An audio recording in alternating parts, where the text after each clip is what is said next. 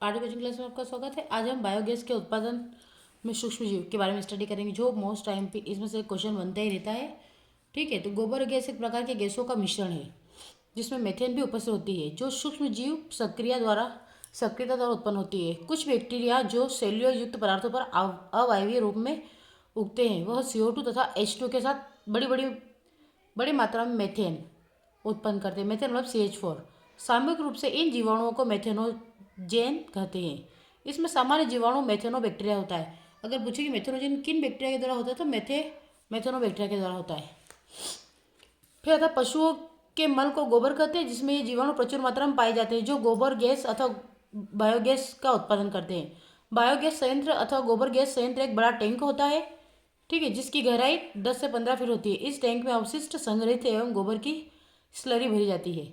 Slurry के ऊपर एक सचल ढक्कन रखा जाता है, जिसे गैस होल्डर कहते हैं।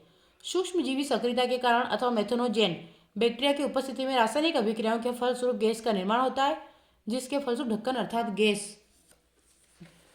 पहले हम लैंग्वेज की बात करेंगे, फिर इसका चित्र देखेंगे। गैस होल्डर ऊपर की ओर उठ जाता है। बायोगैस संयंत्र में एक निकास होता है, जिसकी सहायता से पाइप के द्वारा घरों में गैस की पूर्ति की जाती है।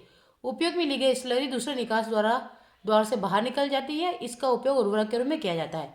भारत में बायोगैस उत्पादन प्रौद्योगिकी को विकसित करने में निम्न का प्रमुख योगदान है। सबसे पहले भारतीय कृषि अनुसंधान संस्थान, जिसे IARI कहते हैं, इंडियन एग्रीकल्चरल रिसर्च इंस्टीट्यूट। और दूसरा आता है खादी ग्रामोद्योग उद्योग, है ना, KVIC। उपयोग गोबर गैस का उपयोग खाना बनाने के लिए ईंधन के रूप में तथा प्रकाश उत्पन्न करने में किया जाता है। गैस उत्पादन के बाद बची स्लरी का उपयोग मृदा खाद्य के रूप में किया जाता है। और तीसरा अंतिम आता है, गोबर गैस के उपयोग द्वारा पर्यावरण प्रदूषण एवं वनों की कटाई को कम किया जा सकता है। अब यहाँ पर हम इसके स्ट्रक्चर को देखते हैं, बायोगैस संयंत्र के स्ट्रक्चर को। तो आप नीचे इसका नाम लिख लीजिएगा, चित्र करके, संयंत्र का एक प्रारूप बायोगैस। ठीक है, अब हम समझते हैं कि ये होता क्या है। तो सबसे पहले बायोगैस संयंत्र होता क्या है कि बायोगैस संयंत्र गोबर गैस एक बड़ा टैंक होता है। तो देखो, एक बड़ा टैंक है ये वाला, ठीक है, एक बड़ा टैंक होता है, इसकी गहराई कितनी होती है, लगभग 10 से 15 मीटर, है ना।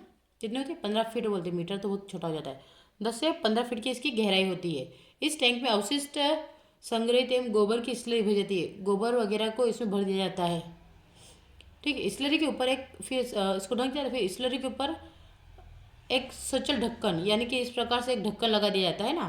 अब यहाँ से देखो, ये गोबर और ये स्लज हो गया, तो यहाँ से क्या, फिर एक ढक्कन लगा दिया जाएगा, ठीक है। स्लज होल्डर करके इसको एक ढक्कन लगा दिया जाता है ना, जिसे क्या कहते हैं, गैस होल्डर कहते हैं। अब सूक्ष्म जीव सक्रियता के कारण अथवा मेथेनोजेन बैक्टीरिया की उपस्थिति में, है ना, रासायनिक अभिक्रिया के फलस्वरूप गैस का निर्माण होता है। तो यहाँ से फिर जो होता है, तो ये जो गैस, यहाँ से गैस आपकी निकलती है बाहर, यहाँ से फिर अंदर प्रेशर लगता है, प्रेशर की वजह से क्या होता है, गैस का निर्माण होता है, और गैस यहाँ से इस माध्यम से बाहर निकाली जाती है।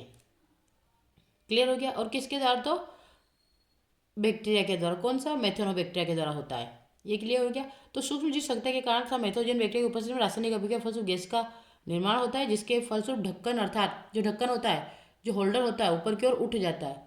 यानी कि जो होल्डर होता है वो ऊपर की ओर उठ जाता है। और बायोगैस संयंत्र में एक, ये जो निकास की बात करें ना, यहाँ पर हम निकास बोलेंगे, निकास जिसका पाइप के द्वारा घरों में गैस की पूर्ति की जाती है, इसके द्वारा ही निकाली जाती है।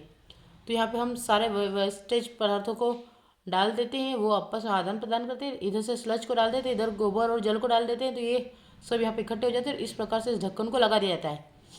और यहाँ पे कंप्रेस जो होता है, तो कंप्रेस के द्वारा ही गैस बनती है। और गैस बनने के बाद इस माध्यम से ये पाइप के माध्यम से निकाली जाती है, निकास नली जिसे बोलते हैं, और फिर घरों तक पहुँचाई जाती है।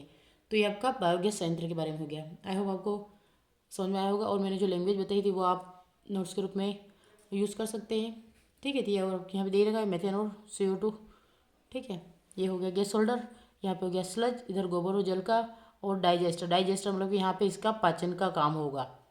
और फिर ये जो पाचन होगी, उसके बाद जो गैस निकलेगी वो बाहर निकल जाएगी, ठीक है। Thank you for watching.